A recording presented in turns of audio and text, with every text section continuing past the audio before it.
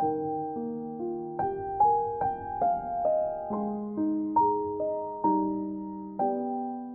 우리에게 주시는 말씀 함께 찾아보겠습니다. 마태복음 6장 9절에서 13절까지의 말씀입니다. 마태복음 6장 9절에서 우리 13절까지의 말씀, 우리 어제와 같이 우리 한 목소리로 함께 봉독하도록 하겠습니다. 그러므로 너희는 이렇게 기도하라. 하늘에 계신 우리 아버지여, 이름이 거룩히 여김을 받으시오며 나라가 임하시오며 뜻이 하늘에서 이루어진 것 같이 땅에서도 이루어지이다. 오늘 우리에게 일용할 양식을 주시옵고 우리가 우리에게 죄지은 자를 사하여 준 것 같이 우리 죄를 사하여 주시옵고 우리를 시험에 들게 하지 마시옵고 다만 악에서 구하시옵소서. 나라와 권세와 영광이 아버지께 영원히 있사옵나이다. 아멘. 할렐루야. 네, 오늘도 주님의 말씀을 사모하며 새벽을 깨우기 위해 이 자리에 함께하는 우리 모든 성도님들께 하나님께서 주시는 은혜와 사랑이 충만하기를 소망합니다. 우리는 계속해서 주기도문에 대해서 살펴보고 있습니다. 어제까지는 하늘에 계신 우리 아버지의 말씀과 이름이 거룩히 여김을 받으시오며 해당하는 말씀을 우리가 조금 더 자세하게 살펴보면서 하나님께서 주시는 은혜를 나눴습니다. 오늘은 세 번째 시간으로 나라가 임하시오며 이 말씀을 통해서 또다시 한 번 더 은혜를 누리고자 합니다. 지난 이틀간의 시간이 여러분들에게 도움이 되었는지 모르겠습니다. 이 주기도문이 그저 새벽 기도에 끝나는 시간에 혹은 목사님의 축도가 없을 때 대신해서 사용하는 그런 하나의 기도문으로 여전히 남아있는지, 아니면 예수 그리스도를 믿는 그리스도인이 마땅히 간구해야 할 간구, 그리고 온 교회 공동체가 함께 기도해야 할 간구로 여겨지고 계시는지 궁금합니다. 이 주기도문은 초대교회에는 세례교인들만이 암송하고 기도할 수 있는 그런 기도문이었습니다. 그만큼 이 주기도문은 중요시 되었고 자신의 삶을 주님 앞에 내어드리겠다고 결단하고 헌신했던 사람들만이 하나님 앞에 고백할 수 있던 것이기도 했습니다. 지금 시대와 맞지 않는다는 분들의 의견이 있기도 한 현실의 시대이죠.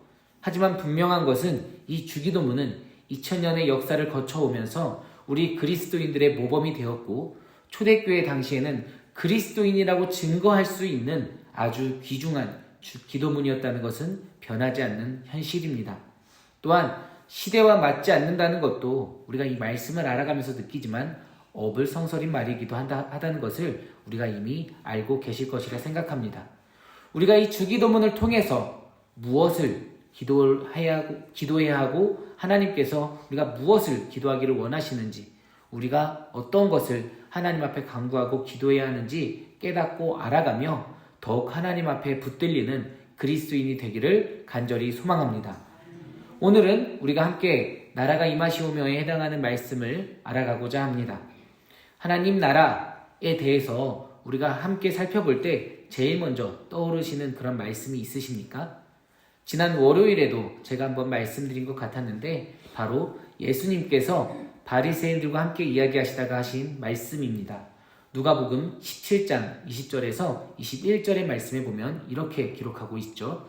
바리새인들이 하나님의 나라가 어느 때에 임하나이까 묻거늘 예수께서 대답하여 이르시되 하나님의 나라는 볼 수 있게 임하는 것이 아니요 또 여기 있다 저기 있다고도 못하리니 하나님의 나라는 너희 안에 있느니라. 이 말씀에 대해서 여러 신학자들이 해석하고 이야기하기도 했습니다. 너희 안에 라는 말씀이 마음속이다, 혹은 너희 가운데 라고 해서 사람과 사람 사이, 즉 공동체 가운데 임하는 것이다 라고 해석하기도 했습니다. 무엇이 맞다 틀리다 라고 할 수 없을 만큼 모두 너무나도 귀한 해석이고 귀한 묵상인 것 같습니다. 그런데 이에 대해서 후스토 곤잘레스라는 신학자는 이런 해석을 내놓았습니다. 이 구절에 대한 최선의 해석은 예수님이 바리새인들을 향해 하나님의 나라가 너희 중에 이미 존재한다고 말씀하는 이유는 바로 예수님이 거기 계시기 때문이라고 보는 것이다. 예수님은 마치 이렇게 말씀하시는 듯하다. 하나님의 나라는 이미 여기 있으니 내가 너희 중에 있기 때문이다. 다시 말해 예수님의 존재 자체가 하나님 나라의 존재다라고 말이죠. 그렇기 때문에 세례 요한의 천국이 가까이 왔느니라 라는 선언이 예수님의 오실 길을 위한 예비하심이다 라고까지 바라볼 수 있게 되는 것이죠. 그래서 초대교회에는 오히려 이 강구가 마치 오소서 주 예수님이라는 마라나타라는 의미와도 같이 사용되기도 했다는 것을 우리는 바라볼 수 있습니다. 또한 예수님께서 이 땅 가운데 오셔서 제일 많이 선포하고 말씀하신 것이 바로 하나님 나라에 대한 비밀, 비유였습니다. 예수님만이 하나님 나라에 대한 비유를 우리에게 전해주셨죠. 여러 비유가 있겠지만 대표적으로 겨자씨 비유와 여인의 누룩 비유를 말씀드릴 수 있을 것 같습니다. 마태복음 13장 31절에서 33절까지의 말씀입니다. 또 비유를 들어 이르시되 천국은 마치 사람이 자기 밭에 갖다 심은 겨자씨 한 알 같으니 이는 모든 씨보다 작은 것이로되 자란 후에는 풀보다 커서 나무가 되매 공중의 새들이 와서 그 가지에 깃들이느니라. 또 비유로 말씀하시되 천국은 마치 여자가 가루 서말 속에 갖다 넣어 전부 부풀게 한 누룩과 같으니라. 이 말씀이 우리에게 전해주는 의미는 무엇인가요? 바로 하나님의 나라는 작고 약해 보이는 것 속에 감춰져 있는 것 같지만 그 안에는 놀라운 강함의 신비가 담겨 있다는 것입니다. 겨자씨도 누룩도 너무 작아서 보잘것없는 것처럼 보이지만 그 안에 품고 있는 생명력, 그리고 그 안에 품고 있는 다른 것들을 변화시키고 부풀게 하는 힘, 그것이 하나님 나라에 대한 비밀이다 라고 예수님께서 말씀하고 계십니다. 이 작지만 결국엔 다시 오실 그때에는 엄청난 영향력을 발휘하게 될 것, 이미 우리 가운데 주어졌으나 아직 완성되지 않은 하나님 나라의 신비에 대해서 예수님께서 말씀하고 계시는 것이죠. 또한 여러분, 나라란 무엇입니까? 국가의 3요소라고 한다면 영토, 국민, 주권, 이것이 바로 국가의 3요소라고 할 수 있습니다. 그리고 그 국가의 질서가 바르게 세워질 수 있도록 하는 것이 법이 되는 것이죠. 그리고 그 법이란 그 국가의 정체성을 담고 있기도 합니다. 저도 그래서 고등학교 때 정치라는 과목을 배웠었는데 거기서 배우는 것이 다른 것이 아니라 헌법의 서문을 배우고 그 안에 담겨져 있는 우리나라의 정치의 역사를 배웠던 기억이 있습니다. 그 서문에는 우리 대한민국의 정치적인 그 정체성이 담겨져 있기 때문이죠. 오늘 우리가 함께 살펴보고 있는 이 나라는 그럼 과연 어떤 정체성과 어떤 질서 그리고 주권이 어디에 있는지 그것이 중요한 지점이 될 것입니다. 즉 우리가 첫째 날에 살펴보았던 하늘이라는 것의 의미와 연결되어지면서 나라란 하나님의 통치가 임하는 곳, 하나님의 주권이 드러나는 곳이 바로 여기서 말하는 나라가 될 것입니다. 여러분, 하나님의 나라는 하나님의 질서로 세워져 가는 곳입니다. 하나님의 주권이 있는 것이죠. 비록 우리가 이 땅 가운데 살아가고는 있지만 하나님 나라를 구한다는 것은 누구를 예배할 것인가, 누구를 우리가 섬길 것인가에 대한 문제와도 연결이 되어집니다. 누구를 우리의 주권으로 삼을 것이냐에 대한 문제인 것이죠. 이 땅에서 우리가 누구의 다스리심을 받으며 궁극적으로는 누구의 뜻을 가장 중요하게 여기며 우선순위로 둘 것인가에 대한 문제입니다. 하나님의 나라라고 해서 우리가 꼭 죽은후에 가는 것만을 생각해서는 안 되는 것이죠. 우리가 믿고 고백하는 이 신앙은 결코 내세 신앙만을 이야기하고 있지 않습니다. 아니, 내세 신앙이 중요하기 때문에 지금 우리가 살아가고 있는 이 땅에서의 삶도 더욱 중요해지는 것이죠. 누구를 믿고 누구의 다스림을 받으며 살아갈 것인가. 여러분, 국가에는 국민이 있다고 말씀드렸습니다. 우리는 이 국민에 대해서도 확실하게 선을 그을 수 있습니다. 우리나라의 국민이냐 아니냐 정확하게 나눌 수 있죠. 하나님 나라 또한 마찬가지입니다. 세례를 받은 사람이냐 아니냐. 목사님, 너무 배타적인 것 아닙니까? 그래도 교회 다니는 사람이면 다 하나님의 백성 아닐까요? 아닙니다. 우리가 계속해서 배워오고 말씀을 통해 확인하고 있는 것 아니겠습니까? 정말 죄송하지만 아쉽게도 분명한 선이 있는 것입니다. 그것이 신앙의 기준이기도 한 것이죠. 다만 우리 그리스도인들의 이 구분은 세상과는 다르다는 것입니다. 갈라디아서 3장 26절에서 28절까지의 말씀입니다. 너희가 다 믿음으로 말미암아 그리스도 예수 안에서 하나님의 아들이 되었으니 누구든지 그리스도와 합하기 위하여 세례를 받은 자는 그리스도로 옷 입었느니라. 너희는 유대인이나 헬라인이나 종이나 자유인이나 남자나 여자나 다 그리스도 예수 안에서 하나이니라. 여러분, 세상은 인종, 성별, 경제의 차이 등으로 서로를 가르고 구분짓습니다. 하지만 우리는 모두 예수 그리스도 안에서 하나가 된 형제가 된 것이죠. 그 세상의 모든 구분이 예수 그리스도 안에서 허물어지고 예수 그리스도 안에서 참된 자유함을 누리게 되었습니다. 예수님께서 이 세상 가운데 막힌 담을 허무시고 우리를 자녀 삼아 주셨죠. 그런데 여러분, 우리가 이렇게 세례를 받아서 하나님 나라의 시민으로 부르심을 받았다면 이제 우리에게 남은 것은 무엇이 됩니까? 하나님 나라의 질서에 순종하는 삶을 살아가는 것이 남게 되는 것이죠. 그리스도인이 된다는 것은, 세례를 받는다는 것은 하나님 나라에 우리가 이민을 간 것과도 같다라는 의미입니다. 이제 우리는 이 땅에서의 질서에서 자유한 존재가 된 것입니다. 하지만 하나님 나라의 질서에 따라서 살아야 할 의무가 우리에게 주어진 것이죠. 여기서 담임 목사님이 설교 도중에 자주 사용하시는 비유 중에 하나를 들려고 합니다. 우리 성경 탐구를 들으시는 분들도 이미 여러 번 들은 비유이죠. 궁에 궁녀가 있습니다. 그 궁녀가 궁에 있을 때 왕의 눈에 들었습니다. 그걸 뭐라고 하죠? 성은. 담임 목사님의 표현을 빌리자면 승은이라고 하죠. 승은을 입었다고 합니다. 그럼 이제 궁녀는 궁녀가 아니라 후궁으로서 살아가게 됩니다. 그러면 똑같은 삶을 살아가게 됩니까? 아니죠. 이전과는 다른 삶을 살아가게 됩니다. 후궁으로서의 그 품격을 지키기 위해 궁의 법도를 배우고 그에 따라 살아가야 합니다. 그것이 그 여인을 괴롭히는 일입니까? 아니죠. 그의 합당한 품격을 지키며 살아가게 하기 위한 마땅한 방법이자 마땅한 권면인 것입니다. 오히려 그 여인을 높여주는 일인 것이죠. 우리가 예수님을 믿고 세례를 받아서 하나님 나라의 시민권자가 되었다는 것이 이걸 의미합니다. 우리에게 주어진 그 의무와 책무가 무겁고 어려운 일이 아니라 우리의 품격을 높이는 일, 우리가 새로운 존재로서 당연시 살아가야 하는 법도를 지키는 일이 되는 것이죠. 목사님, 나라 이야기 하다가 왜 법도까지 나오는 겁니까? 라고 물으실 수도 있습니다. 왜냐하면 나라가 임하시옵소서라는 간구는 이 땅 가운데 하나님의 질서가 임하게 하여 주시옵소서라는 간구가 되기도 때문입니다. 그 고백을 하고 있는 우리 그리스도인들을 통해 하나님 나라의 질서가 지금 내가 살아가고 있는 이 땅 가운데 임하게 하여 주시옵소서라는 간구가 되는 것이죠.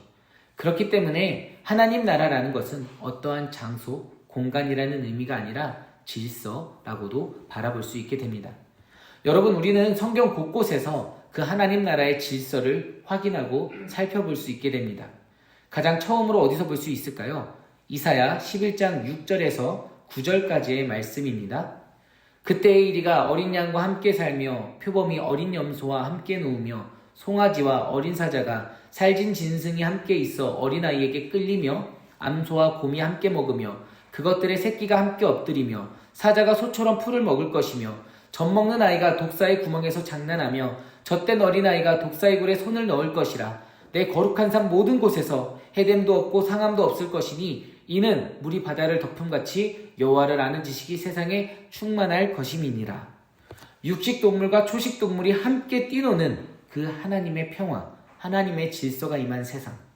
모든 동물과 가장 약한 어린아이가 함께 뛰노는 그 평화의 세상. 약육강식의 세상이 아니라 강한 자가 약한 자를 잡아먹고 억압하는 그런 세상이 아니라 모두가 함께 할 수 있는 그런 나라. 바로 그 나라가 하나님의 나라, 하나님의 질서가 임한 나라인 것이죠. 또 다른 말씀을 찾아볼까요? 마태복음 5장의 말씀입니다. 좀 긴데요. 5장 3절부터 10절까지의 말씀을 제가 한번 읽어드리겠습니다. 심령이 가난한 자는 복이 있나니 천국이 그들의 것이미요. 애통하는 자는 복이 있나니 그들이 위로를 받을 것이미요.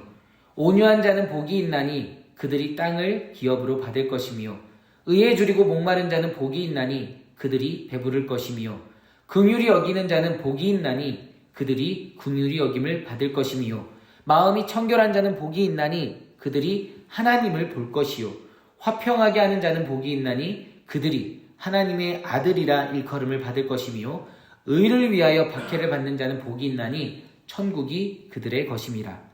여러분, 이 세상의 관점으로 보면 과연 정말 심령이 가난한 자, 애통하는 자, 의에 줄이고 목마른 자, 온유한 자, 긍휼히 여기는 자, 마음이 청결한 자, 화평하게 하는 자, 의를 위하여 박해를 받는 자, 이 사람들이 정말 복이 있는 사람들일까요?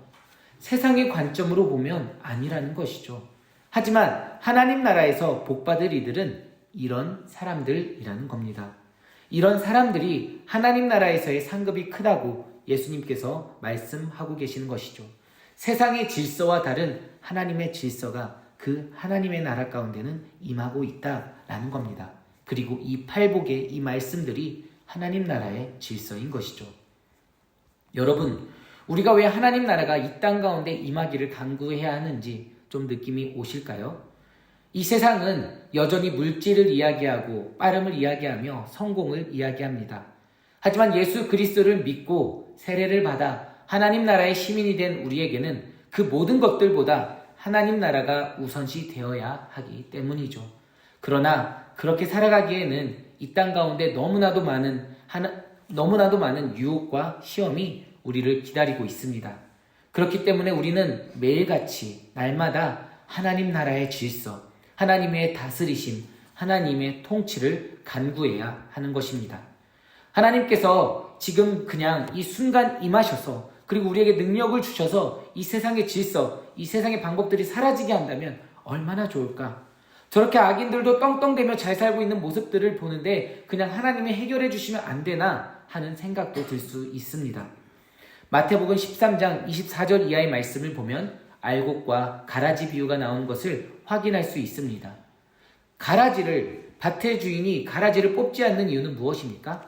알곡이 상할까봐이죠. 알곡을 위해서입니다. 그것이 최선이었기 때문이죠.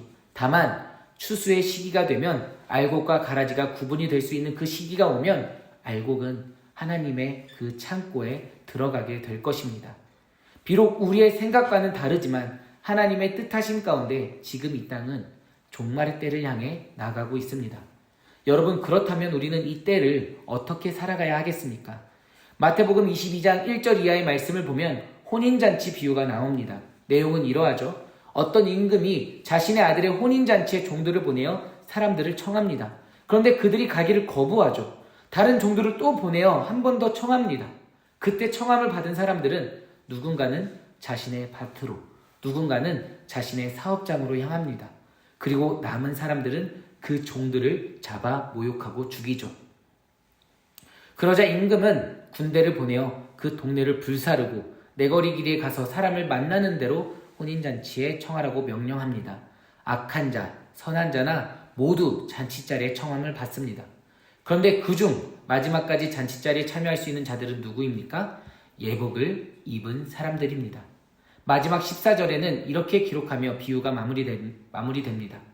청함을 받은 자는 많되 택함을 입은 자는 적으니라. 여러분은 여러분의 예복을 준비하고 계십니까? 우리가 예복을 입는 것, 바로 세례를 받아 의인이라 칭함을 받으며 그 하나님 나라의 질서대로 살아가는 것을 의미하죠.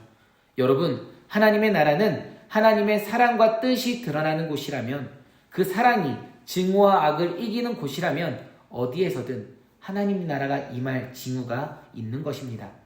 예수님의 사명, 그 사랑과 헌신 그리고 희생이 임하는 곳, 가난한 사람에게 좋은 소식이 선포되는 곳, 갇힌 사람이 풀려나는 그런 곳에서 우리는 하나님 나라를 바라볼 수 있게 될 것입니다. 하나님 나라는 현재 이 땅에서의 질서를 누리고 향유하고 있는 이들에게는 분명히 공포의 대상일 것입니다. 그렇기 때문에 헤롯이 그 수많은 아기들을 죽이면서까지 예수님의 탄생을 막으려고 한 것이죠. 우리는 그렇게 예수 그리스도를 통해서 하나님 나라의 임재를 잠시 보았지만 아직 하나님의 나라는 이 땅 가운데 완성되지 않았습니다. 우리는 그 긴장감 속에 살아가고 있는 것이죠.